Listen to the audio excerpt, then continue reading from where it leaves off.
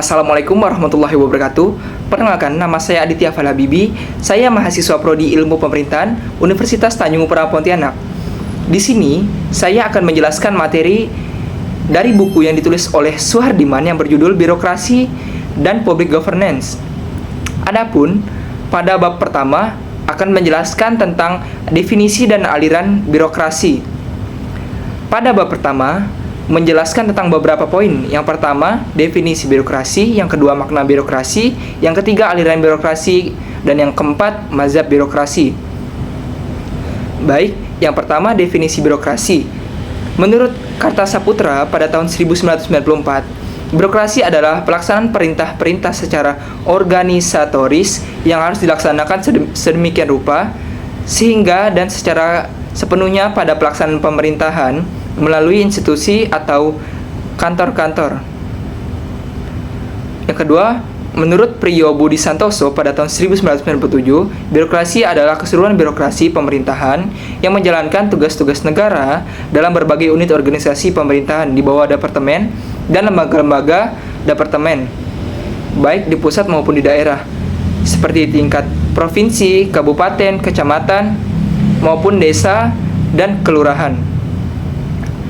Yang kedua, makna birokrasi.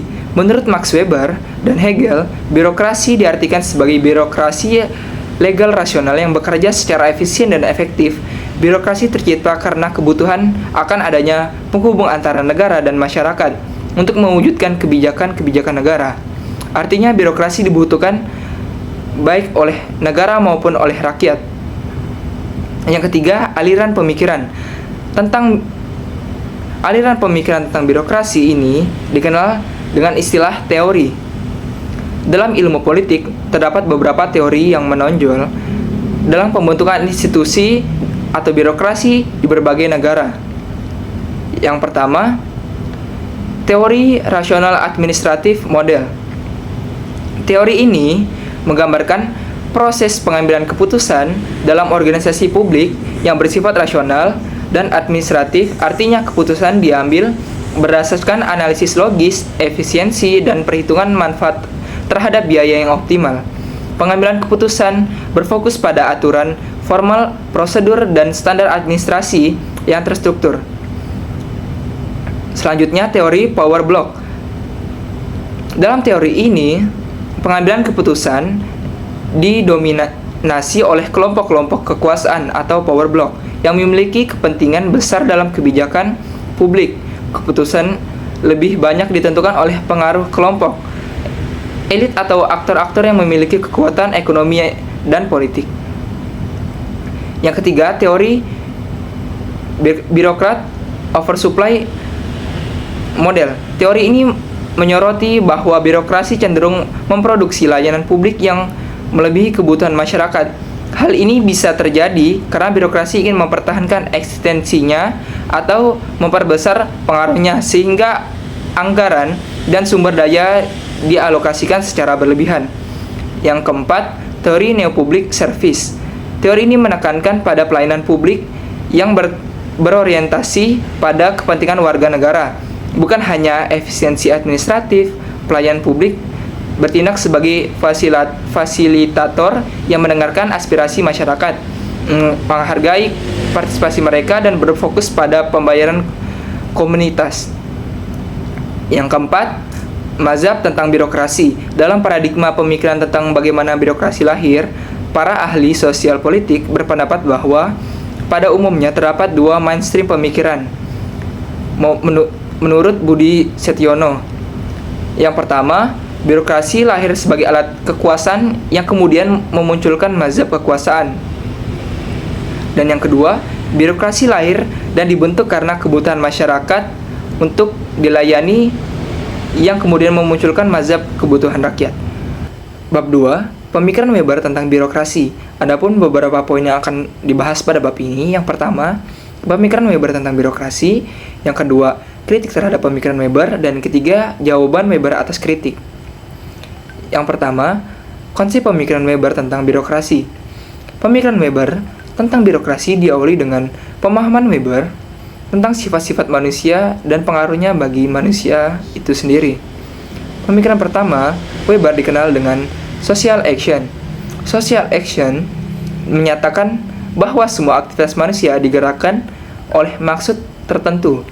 Oleh karena itu, maksud dan motivasi di belakang aktivitas itu harus dimengerti.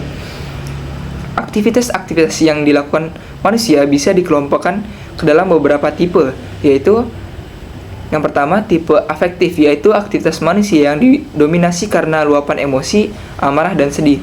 Contohnya, marah-marah, berteriak, tertawa, dan menangis. Yang kedua, tipe traditional action, yaitu aktivitas manusia berdasarkan pada kebiasaan yang telah mapan atau mendarah daging. Contohnya, adat istiadat atau kebiasaan yang dipelihara dengan baik. Yang ketiga, tipe value rational action, yaitu aktivitas manusia berdasarkan pada tata nilai yang jelas dan orientasi pada tujuan yang diyakini dapat tercapai. Contohnya adalah belajar. Pemikiran kedua Weber tentang birokrasi adalah adanya anggapan bahwa semua aktivitas dalam kehidupan manusia adalah berkelompok atau membentuk sebuah organisasi. Sehingga tahapan kedua pemikiran Weber disebut dengan 5 keyakinan dasar otoritas legal yang menyatakan bahwa 1. Undang-undang dapat menciptakan dan menuntut kepatuhan dari anggota organisasi. Yang kedua, hukum adalah sistem aturan yang abstrak untuk dapat melaksanakan. Diperlukan administrasi yang mengurus aturan-aturan itu dalam batasan hukum itu. Yang ketiga, orang yang menjelaskan otoritas itu harus menaati tatanan impersonal atau memisahkan kepentingan tugas dan kepentingan pribadi atau kelompok. Yang keempat, orang menaati hukum adalah karena mereka sebagai anggota komunitas organisasi itu dan bukan karena sebab lain.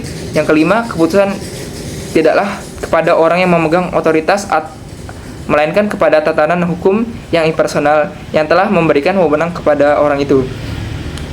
Tahapan ketiga, pemikiran Weber tentang birokrasi adalah bahwa sebuah organisasi ada dalil-dalil atau aturan yang harus dipatuhi oleh anggota sebagai anggota organisasi tersebut.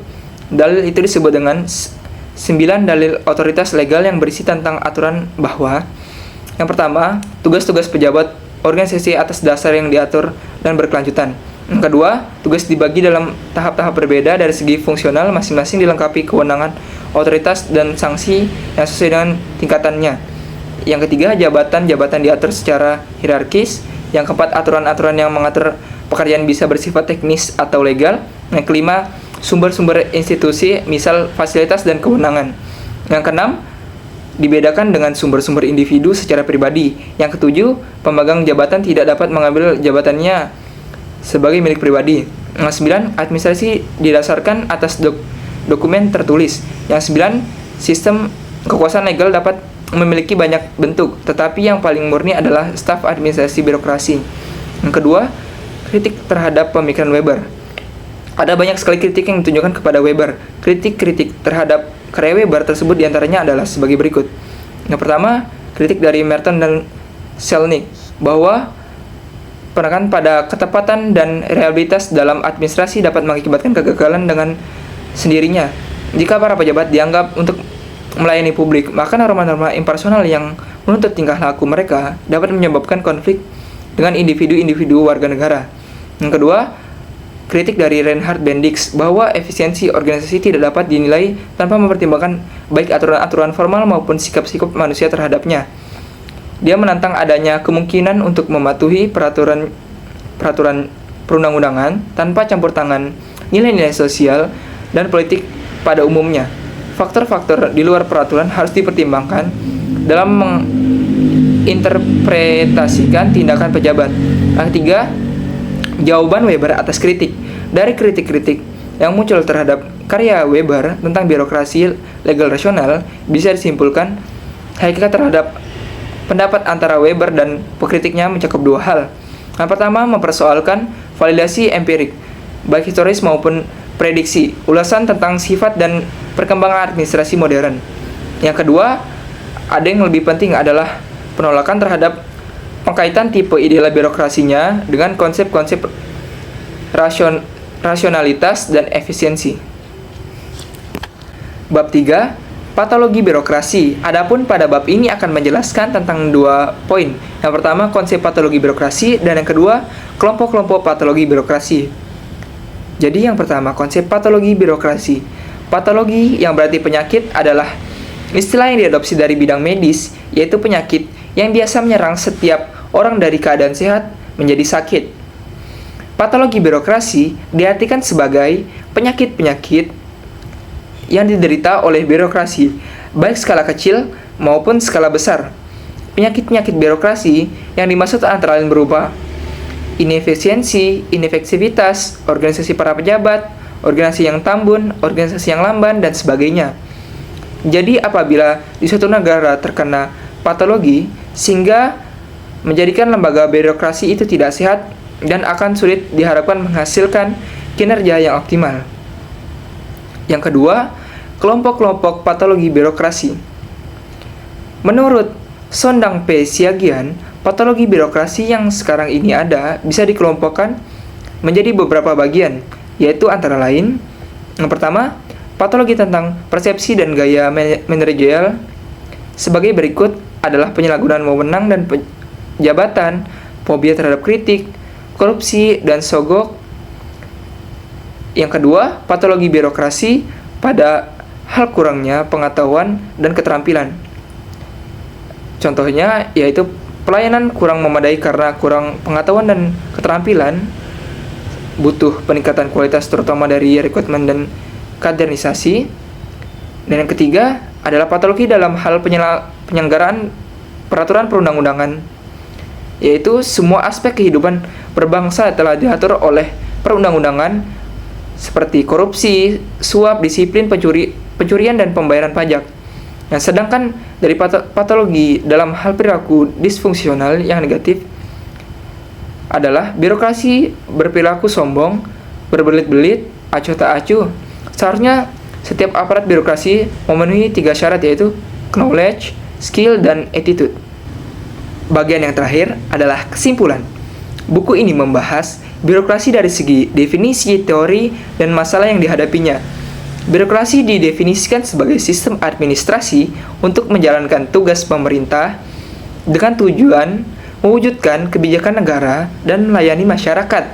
Ada beberapa teori tentang birokrasi, seperti model rasional administratif yang berfokus pada efisiensi, hingga model kekuasaan yang dikendalikan oleh kelompok elit. Pemikiran Weber tentang birokrasi legal rasional mendapat kritik terkait efisiensi dan peraturan formal. Patologi birokrasi mencakup inefisiensi, penyalahgunaan wewenang, korupsi, dan kurangnya pengetahuan yang menghambat kinerja optimal lembaga birokrasi. Sekian dari saya. Maaf bila ada kekurangan. Wabillahi taufiq wal hidayah. Wassalamualaikum warahmatullahi wabarakatuh.